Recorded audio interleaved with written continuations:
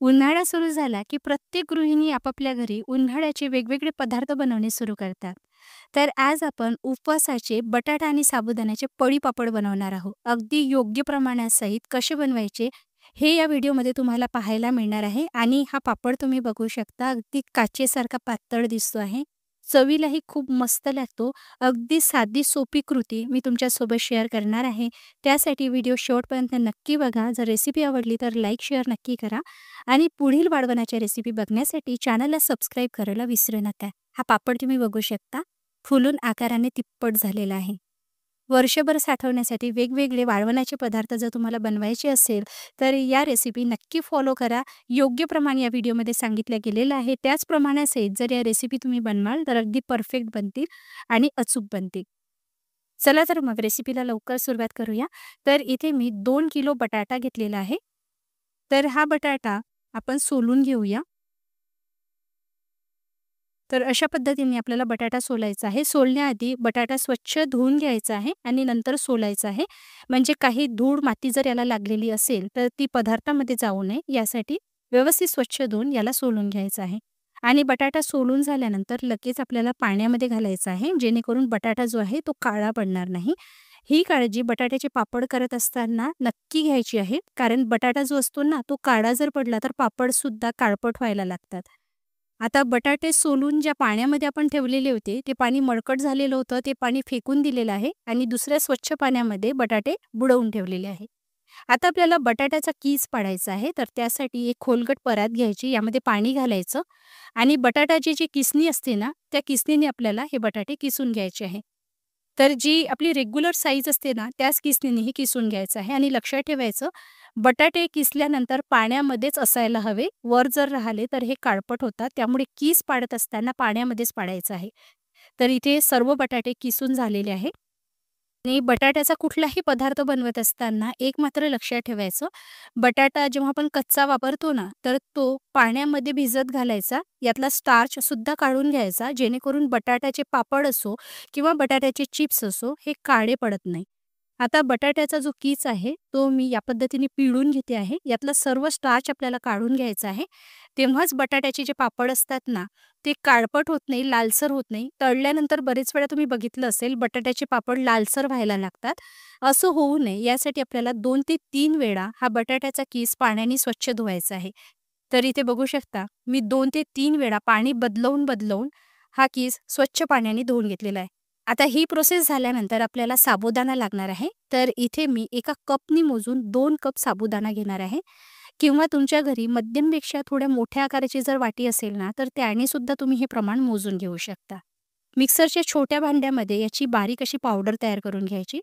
तर साबुदाणा असल्यामुळे अगदी बारीक तर वाटल्या जाणार नाही. असा जरी वाटल्या गेला ना तरीही चालणार आहे. तसंही आपण जेव्हा साबुदाणा शिजवून घेतो तेव्हा तो व्यवस्थित शिजला गेला की असे कण राहतच नाही. आता आपण इथे या कपनी मोजून 2 कप साबुदाणा घेतलेला होता. त्यासाठी आपल्याला त्याच कपनी मोजून 16 कप पाणी घ्यायचं आहे. म्हणजे 1 कप साबुदाण्याला 8 कप एवढं पाणी लागणार आहे. तर हे योग्य प्रमाण आहे. या प्रमाणासहित जर तुम्ही साबुदाणा आणि बटाट्याचे पापड बनवाल तर परफेक्ट बनतील.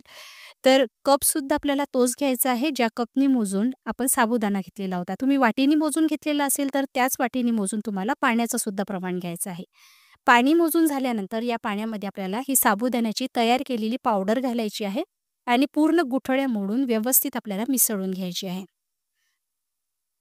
आता 10 मिनिटासाठी हा साबुदाणा मी भिजत घातलेला होता. यामध्ये आता तयार केलेला बटाट्याचा कीस असं पाणी पिळून घालायचं आहे. तर यामुळे काय होतं, साबुदाणा बटाट्याचे जे पापड आहेत ना ते काळपट होत नाही. यातला सर्व स्टार्च निघून जातो आणि पापडसुद्धा मस्त कुरकुरीत होतात. साबुदाणा आणि बटाट्याचा कीस व्यवस्थित मिसळून घेतो आहे. आता यामध्ये आपल्याला अजून पाणी घालायचं आहे. तर आपण 2 किलो बटाटा घेतलेला होता, त्यासाठी आपल्याला 6 कप अजून पाणी घालायचं आहे. कारण हे मिश्रण तुम्ही बघू शकता खूप दाटसर झालेलं आहे. तर 2 किलो बटाट्यासाठी 6 कप पाणी वापरलेलं आहे. आणि यामध्ये आता मी चवीनुसार मीठ घालते आहे. मीठ चवीपेक्षा थोडं कमी घालायचं आहे. कारण पापड सुकवून आकाराने कमी होतात आणि मीठ पापडमध्ये मग जास्त होतं. ते जास्त होऊ नये त्यामुळे मीठ जे आहे थोडं कमी झालं ना तरीही चालणार आहे. परत एकदा मिसळून घ्यायचं आणि आता एका मोठ्या पातेल्यामध्ये हे मिश्रण काढल्यानंतर मी शिजवून घेते आहे. आता या पापडला अजून खुसखुशीत बनवण्यासाठी आणि तिप्पट फुलवण्यासाठी मी फुलखार घालते आहे. हा फुलकार तुम्हाला कुठल्याही किराणा मालाच्या दुकानामध्ये इझिली मिळून जाईल आणि मिळत नसेल तर तुम्ही 1 चमचा खाण्याचा सोडा म्हणजे बेकिंग सोडासुद्धा यामध्ये घालू शकता. सुरुवातीचे 15 ते 20 मिनिट उकळी यायलाच लागतात. त्यानंतर आपल्याला 15 ते 20 मिनिटासाठी हे मिश्रण शिजवून घ्यायचं आहे आणि शिजल्यानंतर तुम्हाला लक्षातच येईल साबुदाणा चिकट दिसायला लागतो आणि मिश्रण बघू शकता तुम्ही असं दाटसर झालेलं आहे.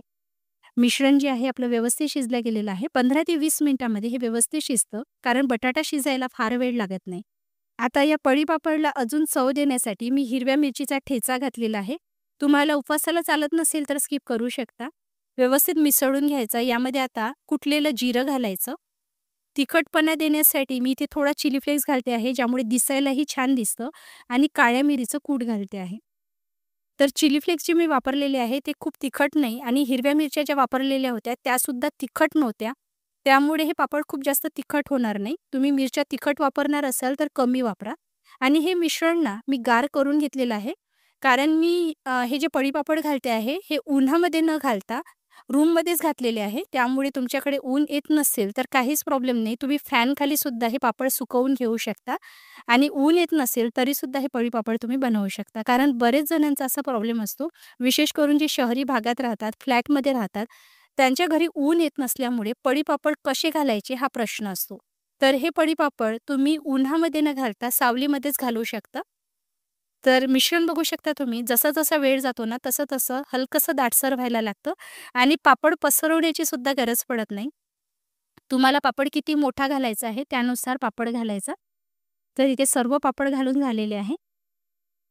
एक दिवस एक रात्रभर फॅनखाली सुकवून घ्यायचे किंवा फॅन नसेल ना, हवेमध्ये सुद्धा सुकल्या जातात. कारण सध्या गरमीचा सीझन सुरू झालेला आहे.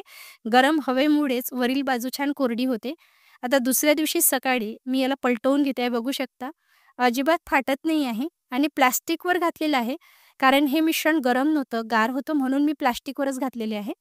प्लास्टिकवर पळीपापड जर घातले ना, तर अगदी सोपं जातं, लवकर निघून येतात. तर हे मी असे पलटवून घेतलेले आहे आणि जी बाजू ओलसर असेल ना, ती बाजू अशी पलटवून घ्यायची. आता माझ्याकडे ऊन येत असल्यामुळे मी बाकीची जी प्रोसेस आहे ती उन्हामध्ये करून घेणार आहे. कारण मला शूटिंगसुद्धा संपवायची असते. पळीपापड लवकर तयार व्हावे म्हणून मी उन्हामध्ये सुकवायला ठेवलेले होते. तुमच्याकडे ऊन येत नसेल तर तुम्ही सावलीमध्ये किंवा फॅनखालीच 2 ते 3 दिवस याला सुकवून घेऊ शकता. आणि हा पापड तुम्ही बघू शकता मस्त काचेसारखा ट्रान्सपरंट झालेला आहे. आता तळून बघूया. बघू शकता. हा साबुदाणा बटाट्याचा पापड मस्त खुसखुशीत होतो. तोंडात टाकताच विरघळून जातो आणि चवीला खरंच खूप मस्त लागते. आता उपवासाला आपल्याला वर्षभरासाठी तळणीचे पदार्थ लागतातच आणि खास करून बटाटा आणि साबुदाण्याचे पापड तर आपल्याला लागतातच. तर अशा वेळी हे साबुदाणा बटाट्याचे पापड तुम्ही वर्षभरासाठी बनवून ठेवू शकता. बनवणे अगदी साधे-सोपे आहे. प्रमाण सहज लक्षात राहील असंच सांगितलेलं आहे आणि कृतीसुद्धा अगदी सोपी आहे. आणि ऊन येत नसेल तर सावलीसुद्धा हे पापड बनवण्याची सोय आहे. त्यामुळे हे पापड तुम्ही या उन्हाळ्यामध्ये वाळवण्याचा पदार्थ म्हणून नक्की बनवून ठेवा. रेसिपी कशी वाटली कमेंट करून नक्की कळवा. जर आवडली असेल तर लाईक, शेअर नक्की करा. आणि पुढील येणाऱ्या वाळवणाच्या नवनवीन रेसिपी जर तुम्हाला बघायच्या असेल तर मला कमेंट करायला विसरू नका. तसेच पुढील रेसिपी बघण्यासाठी चॅनलला सबस्क्राईब सुद्धा नक्की करा. यूट्यूब चॅनलला सबस्क्राईब करा आणि फेसबुक पेजला फॉलो करा आणि Instagram प्रोफाईलला सुद्धा फॉलो करा. लवकरच भेटूया. तोपर्यंत व्हिडिओ बघण्यासाठी धन्यवाद.